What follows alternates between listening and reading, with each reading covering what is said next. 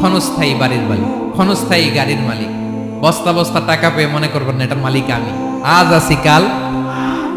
এই ধরনের Islamic video আপনারা কিভাবে বানাবেন? অনেকেই জানেন না যে কিভাবে এই ধরনের ভিডিও বানাতে হয়। যারা জানেন না তারা আজকের এই ভিডিও থেকে জেনে নেবেন। আজকের এই ভিডিওটা যদি আপনি মিস করেন তাহলে আপনি এরকম ভিডিও বানানো কখনো শিখতে পারবেন না। আপনি যদি চান আপনাকে দিয়ে কিছু হোক তাহলে এই ভিডিওটা পুরোপুরি দেখুন। আর যদি আপনি ভিডিও পুরোপুরি না দেখেন তাহলে আপনি কিছুই শিখতে পারবেন না। তো চলো ভিডিওটা শুরু করি।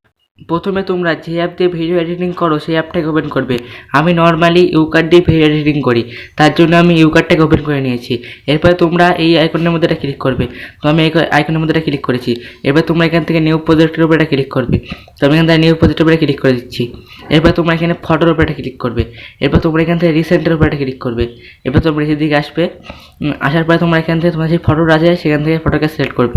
তো আমি এখান থেকে ফটোটা সিলেক্ট করছি। আমার এই ফটোটা আমি এখান থেকে সিলেক্ট করে দিচ্ছি। এরপর তোমরা কী করবে, তোমরা এখানে দেখতে পাচ্ছ যে পিআইপি একটা অপশান আছে।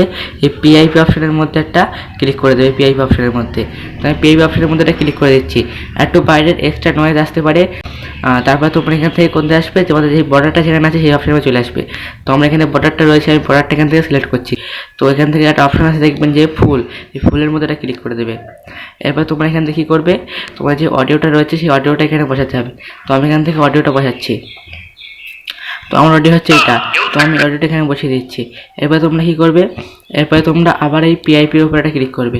তো আমি এখান থেকে পিআইপির উপরে একটা ক্লিক করছি। এরপর তোমরা এখান থেকে তোমাদের একটা আলো অ্যাড করতে হবে, আর দেখতে ভালো লাগে। তো আমি এখানে একটা লাইট অ্যাড করছি। তো এই লাইটটা আমি এখান থেকে অ্যাড করবো। তো এটাকে একটু বড়ো করছি। এখান থেকে বড়ো করার পরে পুরো কর্নারে সাইডে আলোটাকে লাগিয়ে দেবো, লাইটটাকে লাগিয়ে দিচ্ছি।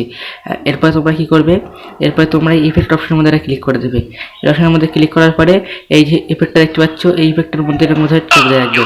তো এটা পুরো ভিডিওর মধ্যে কিন্তু কপি হয়ে যাবে, দেখতে পাচ্ছ এটা কিন্তু পুরো ভিডিওর মধ্যে কপি হয়ে গেছে। তোমরা এবার ভিডিওটাকে দেখতে পারো কেমন হয়েছে। দেখো আমি ভিডিওটাকে প্লে করছি।